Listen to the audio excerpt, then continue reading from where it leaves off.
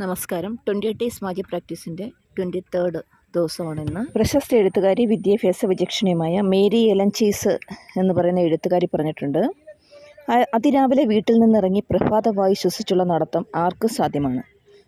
നിങ്ങൾ മടങ്ങിയെത്തുമ്പോൾ സന്തോഷവും ഉല്ലാസവും നിറഞ്ഞ ഒരു വ്യത്യസ്ത വ്യക്തിയായിട്ടുണ്ടാവും. ഇക്കാര്യത്തെപ്പറ്റി പറയുമ്പോൾ റോണ്ട ബേൺ പറയുന്നൊരു കാര്യമുണ്ട്. കുറച്ച് വർഷങ്ങൾക്ക് മുൻപ് ആരെങ്കിലും ശ്വസിക്കുന്ന വായുവിന് ഗ്രാറ്റിറ്റ്യൂഡ് അർപ്പിക്കണമെന്ന് പറഞ്ഞാൽ ആ വ്യക്തിക്ക് വട്ടാണെന്നായിരിക്കും റോണ്ട ബേൺ ചിന്തിക്കുകയെന്ന്. അതിലൊരു ന്യായം കണ്ടെത്താൻ തോന്നുകയില്ല. ഭൂമിയിൽ എന്തിനാണ് ശ്വസിക്കുന്ന വായുവിന് ഗ്രാറ്റിറ്റ്യൂഡ് പറയുന്നത് എന്നായിരുന്നു അങ്ങനെ അന്ന് ചിന്തിച്ചിരുന്നത്. എന്നാൽ ഗ്രാറ്റിറ്റ്യൂഡ് ഉപയോഗിക്കുന്നതിലൂടെ റോണ്ട ബേണിൻ്റെ ജീവിതം മാറി തുടങ്ങിയപ്പോൾ ഗൗരവമായി കാണാതിരുന്ന ചിന്തിക്കാതിരുന്ന കാര്യങ്ങൾ പൂർണ്ണമായും അത്ഭുതമായി തോന്നിത്തുടങ്ങി. എൻ്റെ ചെറിയ ലോകത്തെ ദൈനംദിന കാര്യങ്ങളിൽ അസ്വസ്ഥത പ്രകടിപ്പിക്കുന്നതിൽ നിന്നും പ്രപഞ്ചത്തിൻ്റെ അത്ഭുതങ്ങളിലേക്കും വലിയ കാര്യങ്ങളിലേക്കും കണ്ണു തുറക്കാൻ പറ്റി. പ്രശസ്ത ശാസ്ത്രജ്ഞനായ ന്യൂട്ടൺ പറഞ്ഞിട്ടുള്ളതുപോലെ, ഞാൻ സൗരയൂഥത്തിലേക്ക് നോക്കുമ്പോൾ ഭൂമി സൂര്യനിൽ നിന്നും കൃത്യമായ അകലത്തിൽ ആവശ്യമായ ചൂടും വെളിച്ചവും സ്വീകരിച്ച് നിലകൊള്ളുന്നു. ഇത് സാന്ദർഭികമായി സംഭവിക്കുന്നതല്ല. ഈ വാക്കുകൾ വലിയ ചിത്രത്തെപ്പറ്റി എനിക്ക് കൂടുതലായി ചിന്തിക്കാൻ ഇടയാക്കി. നമ്മളെ പൊതിഞ്ഞ് ഒരു സംരക്ഷണ അന്തരീക്ഷമുള്ളത് യാദൃച്ഛികമല്ല. അതിനപ്പുറം വായുവും ഓക്സിജനും ഒന്നുമില്ല.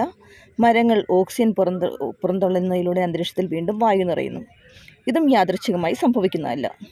സൗരയൂഥം കൃത്യമായി ഒരുക്കപ്പെട്ടിരിക്കുന്നത് ആകസ്മികമല്ല.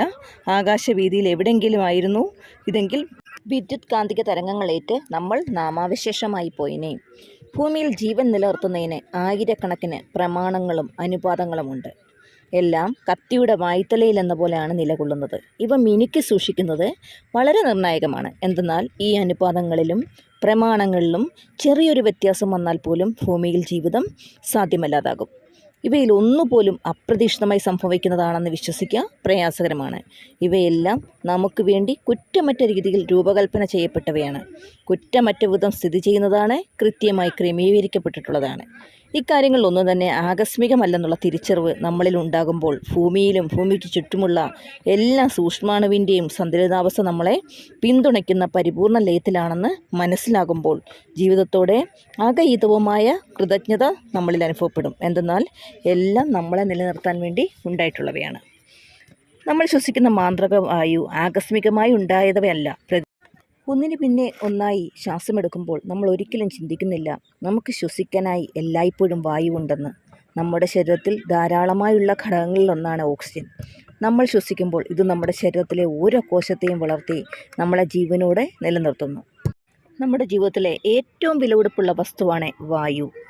ഇത് നമ്മുടെ ശരീരത്തിനെ വളരെയധികം സഹായിക്കുന്ന ഓരോ കാര്യങ്ങളിലും ഈ വായുവില്ലെങ്കിൽ നമ്മളിൽ ഒരാൾ പോലും ഏതാനും മിനിറ്റുകൾക്കപ്പുറം ജീവിച്ചിരിക്കില്ല. അതുപോലെ റോണ്ട ബേൺ പറയുന്നുണ്ട്, റോണ്ട ബേൺ ആദ്യമായി മാന്ത്രിക വാക്കായ താങ്ക് യു പ്രയോഗിക്കാൻ തുടങ്ങിയപ്പോൾ അല്ലെങ്കിൽ ഗ്രാറ്റിറ്റ്യൂഡ് പ്രയോഗിക്കാൻ തുടങ്ങിയപ്പോൾ റോണ്ട ബേൺ ആഗ്രഹമുള്ള ധാരാളം സ്വകാര്യ കാര്യങ്ങൾക്കായാണ് ഉപയോഗിച്ചിരുന്നത്. എന്നാൽ ജീവിതത്തിലെ യഥാർത്ഥ സമ്മാനങ്ങൾക്കായി നന്ദി പ്രകാശിപ്പിക്കാൻ തുടങ്ങിയപ്പോൾ ഞാൻ കൃതജ്ഞതയുടെ പരമമായ ശക്തി അനുഭവിക്കാൻ തുടങ്ങി.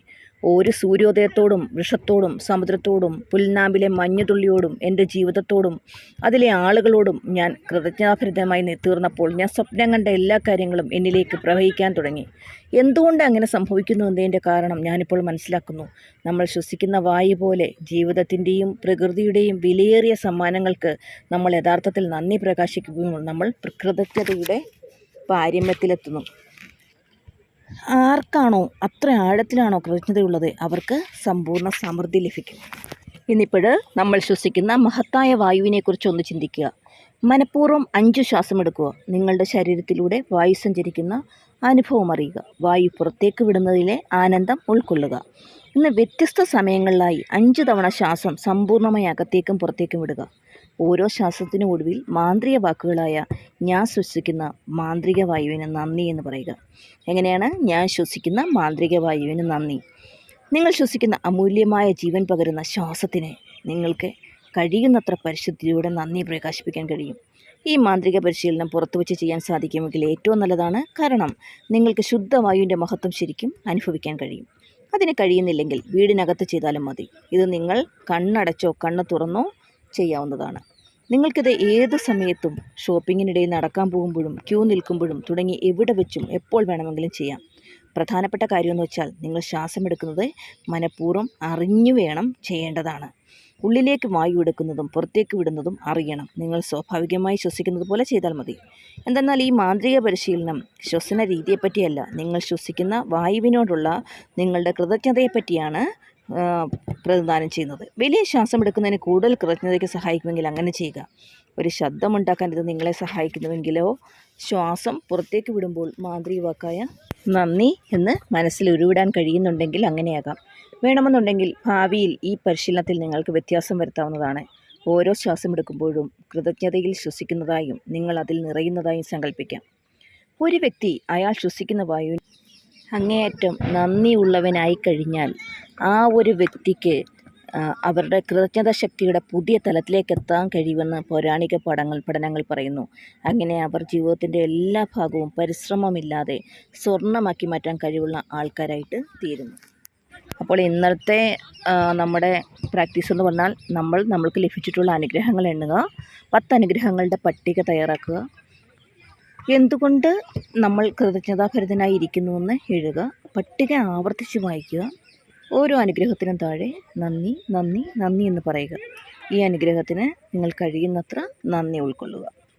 ഇന്ന് 5 തവണ നമ്മൾ ശ്വസിക്കുന്ന വായുവിനെ പറ്റി ഒന്നിരുന്ന് ചിന്തിക്കുക. മനഃപൂർവ്വം 5 ശ്വാസം എടുക്കുക. നമ്മുടെ ശരീരത്തിനകത്തൂടി വായു സഞ്ചരിക്കുന്നത് അനുഭവിക്കുക. ശ്വാസം പുറത്തേക്ക് വിടുമ്പോഴുള്ള ആനന്ദം അറിയുക. 5 തവണ ശ്വാസം എടുത്ത ശേഷം ഞാൻ ശ്വസിച്ച മാന്ത്രിക വായുവിന് നന്ദി എന്ന മാന്ത്രിക വാചകം പറയണം. നിങ്ങൾ ശ്വസിക്കുന്ന അമൂല്യമായ ജീവൻ പകരുന്ന വായുവിനോട് അങ്ങേയറ്റം കൃതജ്ഞത പ്രകാശിപ്പിക്കുക. ഇന്ന് രാത്രി ഉറങ്ങാൻ പോകുന്നതിന് മുമ്പ് നിങ്ങളുടെ മാന്ത്രികക്കല്ല് കയ്യിൽ പിടിച്ച് അന്നേ ദിനം നിങ്ങളുടെ ജീവിതത്തിൽ സംഭവിച്ച ഏറ്റവും നല്ല കാര്യത്തിന് മാന്ത്രിക വാക്കായ നന്ദി പറയുക. അത്രയും കാര്യങ്ങളാണ് ഇന്ന് ചെയ്യാനുള്ളത്. എല്ലാവരും ഇതുവരെയുള്ള കാര്യങ്ങളെല്ലാം കറക്റ്റായിട്ട് ചെയ്തു എന്ന് വിചാരിക്കുന്നു. അപ്പോൾ ഇതും കറക്റ്റായിട്ട് തന്നെ ചെയ്യുക. താങ്ക്